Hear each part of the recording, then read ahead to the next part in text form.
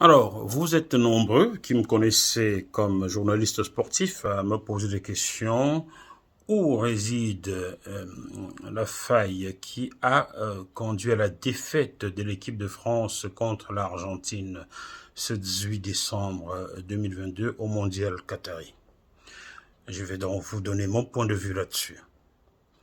Le milieu de terrain français a été inexistant. Je parle du milieu créatif. On n'a pas retrouvé un leader dans ces milieux de terrain. En France, depuis 4 ans, tous mes confrères, forcément tous des blancs, encensent Antoine Griezmann. On l'a même baptisé Grisou. Zizou, Grisou. C'est lui. Oui, d'accord, Antoine Griezmann, vu son expérience et son parcours, est le leader technique de ces milieux de terrain de l'équipe de France. Mais avez-vous vu, ça je m'adresse à un certain Éric Zemmour qui parle d'une équipe africaine. Oui, c'est une équipe africaine, mais il serait bien, monsieur Zemmour, que vous pensiez à demander à la France de ne plus exploiter l'Afrique, comme ça on n'aura plus d'Africains en France. Alors, on encense Antoine Griezmann, mais dans cette finale, avez-vous vu un seul ballon d'Antoine Griezmann donné aux attaquants? Moi, j'en ai pas vu. Avez-vous vu un seul moment, un semblant de rayonnement d'Antoine Griezmann en tant que leader technique du milieu de terrain de l'équipe de France? Moi, j'en ai pas vu. Je n'ai donc pas été étonné de voir Didier Deschamps le remplacer à l'heure de jeu. Non, ça m'a pas étonné. Au contraire, il n'aurait même pas dû jouer ce match vu la méforme qu'il a affichée hier. Antoine Griezmann, contre le Maroc, a été le meilleur.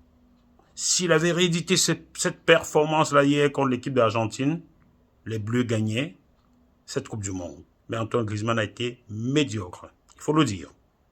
Les commentateurs en France, non, on ne touche pas à Antoine Griezmann, c'est un saint. La deuxième faille a été celle d'Olivier Giroud. Pour moi, la Coupe du Monde d'Olivier Giroud s'est arrêtée en quart de finale. En demi-finale, j'ai pas vu grand-chose. Et en finale, rien. Donc, j'ai pas été surpris de voir Didier Deschamps le remplacer très vite hier, avant même la fin de la première mi-temps. Non, j'ai pas été surpris. Donc, l'équipe de France a joué hier à 10, voire 9 contre 11 Argentins. Voilà pourquoi les 75 premières minutes ont été médiocres. Médiocres. Les leaders. Le leader d'attaque, Olivier Giroud, était défaillant. Le leader technique à milieu de terrain, Antoine Griezmann, inexistant. À partir de là, comment voulez-vous qu'une équipe soit performante face à une autre qui est compacte, qui physiquement est au point, techniquement au point? Comment? Impossible. Maintenant, la faute de Didier Deschamps.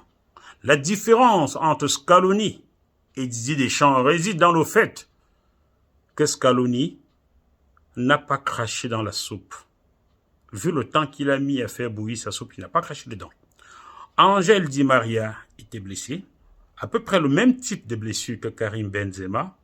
Scaloni l'a gardé avec lui a fait jouer des bouts de match à un certain moment, et hier lui a offert environ 60 minutes, et vous avez vu la performance de Di Maria. Vous l'avez vu. Je ne vous raconte pas, vous l'avez vu. Au-delà du but que Di Maria marque.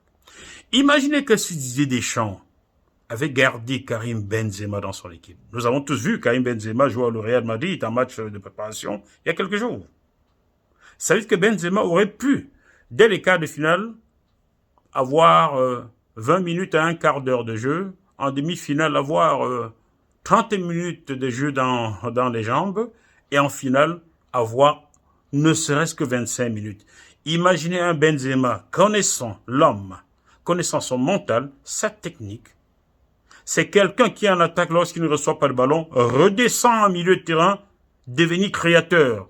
C'est pas un hasard si ses idoles sont Ronaldo le Brésilien et Zinedine Zidane qui était milieu de terrain. Il joue comme eux. Quand ça ne va pas devant, il redescend chercher les ballons et il crée des actions. Pendant qu'il redescendrait, Kylian Mbappé fixerait la défense. Je suis certain qu'on aurait offert 15 minutes, seulement 15 minutes au duo Benzema, Kylian Mbappé. Dans cette finale contre l'Argentine, la France l'aurait emporté. Mais Didier Deschamps a préféré quoi? Tout en gardant le nom de Benzema dans la liste des joueurs, il est désormais vice-champion, il a renvoyé à la maison.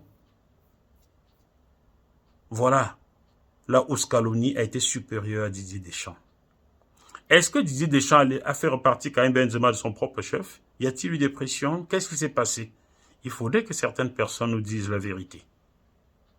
Pour moi, l'équipe de France n'a pas gagné ce mondial parce qu'il y a eu un grand déficit en milieu de terrain et en attaque. L'absence de Karim Benzema était préjudiciable. Et Didier Deschamps, oui, d'accord, je t'aime beaucoup Didier Deschamps. Tu es le plus grand sélectionneur de l'équipe de France désormais. Mais là, tu as péché en faisant partie Karim Benzema. Salut.